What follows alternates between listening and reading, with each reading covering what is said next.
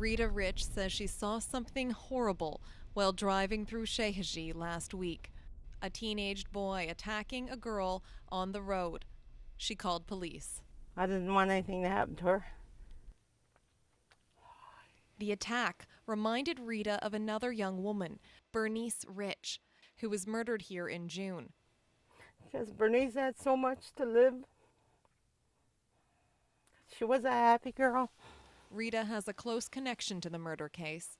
Gordon Milley, the man charged with Bernice's death, used to date a close relative. Rita says Milley attacked both her and her family member. On one occasion, Milley had Rita on the ground, kicking her. I automatically have covered my head like this, my face.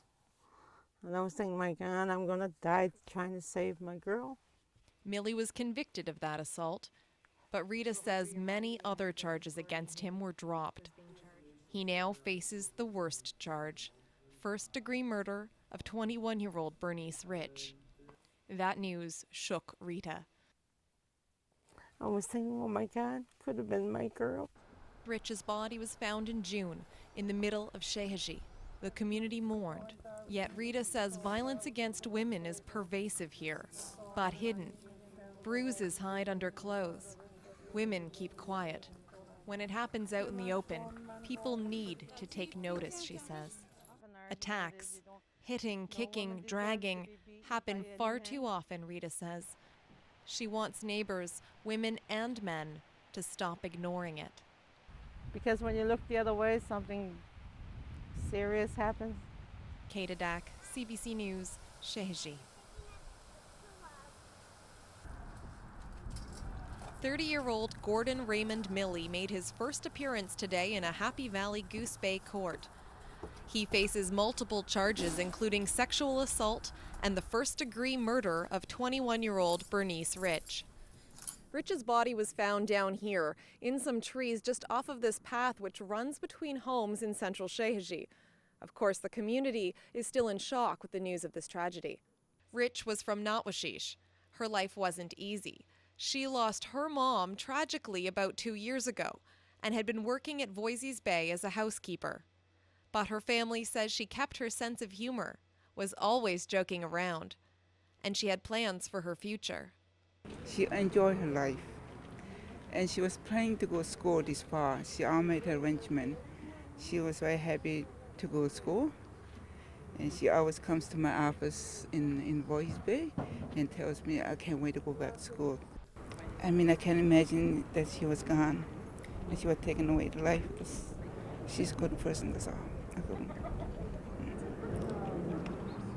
Milley is due to return to court again in 2 weeks. Kate Adach, CBC News, Shehajee. As the sun set over Shehajee, community members gathered as close as they could to the site where Bernice Rich lost her life.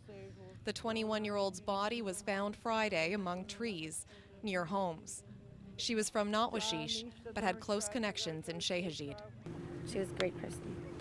Her laughter was like the greatest thing to hear. Happiness. She was happy. Yesterday, Gordon Milley appeared in court, facing multiple charges, including the first-degree murder and sexual assault of Bernice Rich. But Milley wasn't even supposed to be in Shehajee last week. Court documents show that on May 3rd, he was sentenced to 45 days in jail. He was also prohibited from entering Shehajee, from being out after midnight, and from consuming drugs and alcohol. Milley has had a long history of criminal activity. He has been convicted on 71 charges since 2001. The same judge he sat before yesterday has convicted him more than 40 times. Among his crimes, assault, death threats, drug possession, break-and-enters. He has served time in jail for assaulting members of his own family. Milley currently faces other charges that are still before the court for an incident last summer where he was accused of attacking a man with a baseball bat and uttering threats of death and bodily harm. Now he's facing the most serious charges yet, killing 21-year-old Bernice Rich. And many believe it's a crime that should have been prevented. Another candlelight vigil is scheduled for tomorrow night at Kinsman Park in Happy Valley Goose Bay. And a funeral is expected to take place in Nawashish Thursday. Kate Adach, CBC News, Happy Valley Goose Bay.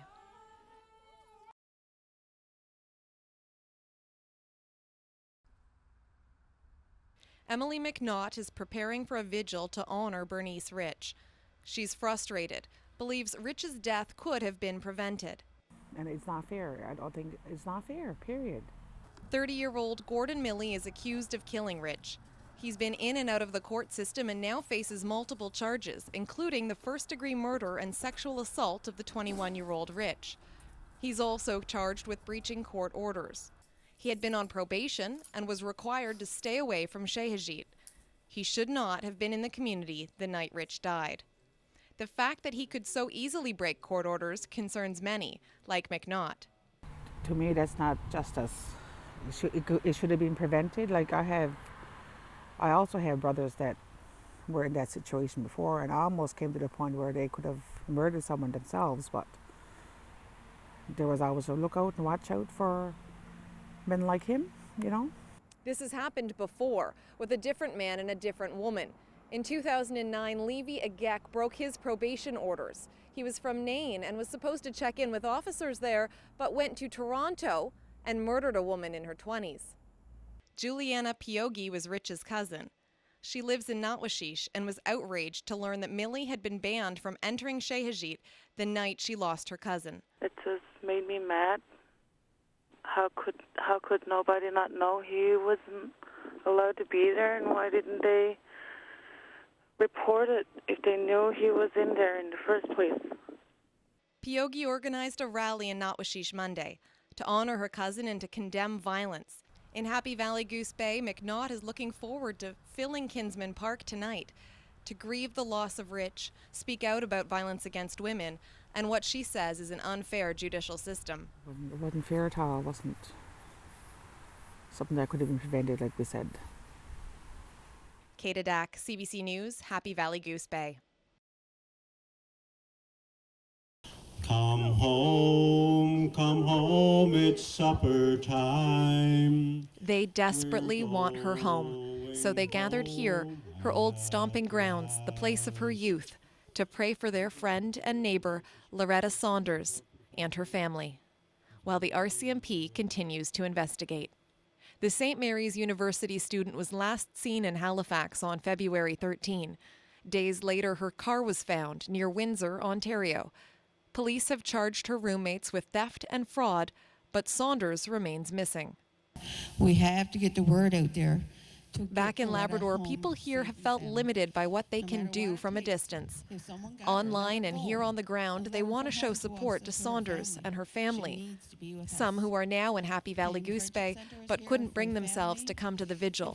They're waiting by their phones for news of Saunders' return. And others who are in Halifax, searching. We just want to let them know that everyone back home is with them, and we support them, we're praying for them, and we're not stopping until we find her. So her friends drum in her honor. They say that as a proud Inuk woman, she would love this. And they encourage their neighbors to focus on her strengths. Loretta is one of the strongest, most resilient people who I know. That resilience will get her through, they say. This is merely another obstacle 26-year-old Saunders will overcome in her life. Her friends maintain she will graduate from university this spring. She will complete her paper on missing and murdered Aboriginal women. She will be back. She is alive. I know she's alive. We can feel it. And she's going to come home. And we're going to bring her home. Kate Adach, CBC News, Happy Valley Goose Bay. Now to Labrador, that's where Saunders is from and where her parents are living. And that's where many are grieving her death tonight. Here now's Kate Adach joins us live from Happy Valley Goose Bay. Kate, what are people saying? People are non-stop speaking about Loretta today. It's on everyone's minds. Few people slept last night from what I can tell. There's just a great sorrow here. As you said, this is her hometown, and as we've reported before, she was away in university in Halifax doing a degree in sociology and just finishing up with a thesis on missing and murdered Aboriginal women. I spoke to a few community workers today who knew Loretta and are familiar with her research and her passion for helping protect Aboriginal women from violence. I asked them what this loss means, and this is some of what they said. I wanted to become a lawyer and come back to Goose Bay or come back to Labrador and be able to work here. Because like I said, she knew the struggles back here. And she knew what a lot of women were going through back here, and she wanted to be there for them women. We've lost something that could have been so much better and could have made this place so much better. Her potential, her heart, her power, her knowledge, all of that is now taken with her, and what we're left with is an idea of what could it have been if she came back, knowing what she knows, how she moved beyond her personal circumstances, and how she could have helped. I believe that she will be talked about for a very long time, that she's made an impact in her 26 years of life. The impact is felt throughout not just our community, but I believe it will be across the country. Her memory we'll fight for her memory and fight for what she stood for. Right now, all we can do is keep fighting the battle and be sad. And be sad. Because it is immeasurably sad. Many of her closest friends and family share that same sentiment. They're saying they don't want her efforts to be in vain. Also, the community here is still rallying to support Saunders' family. They had a fundraiser last night to raise money to help the family come together here in Happy Valley Goose Bay so that they can support one another. Reporting live in Happy Valley Goose Bay, I'm Kate Adach for Here and Now.